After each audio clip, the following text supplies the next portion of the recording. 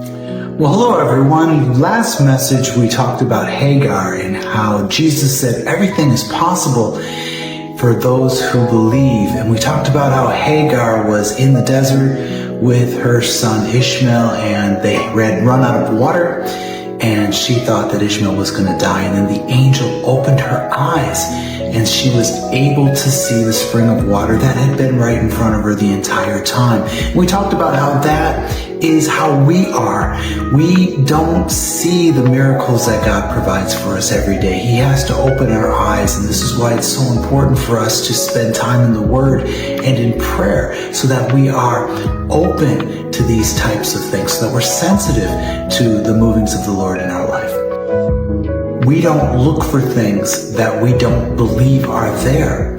So that's why it's so important to believe. We have to believe that God's blessings and His miracles are available to us through the Holy Spirit. And that's when we start looking for them. And that's when we find them. And I wanted to talk a little bit today about Abraham, because Abraham was also part of this story. And if you remember, God promised Abraham an heir, and he kept looking at Sarah. He looked at her wrinkles, he looked at her age, he looked at her barren womb, and he kept saying, Lord, when are you going to give me an heir? And he kept saying, oh, if Ishmael could just live before you and be my heir. He wanted Ishmael to be his heir because Ishmael was his solution to his problem. He had a physical solution to his problem rather than a spiritual solution to his problem. And he wasn't looking to the Lord. He wasn't looking to God for the answers. He was looking to his own abilities. He was constantly focused on the limitations in his own life, the limitations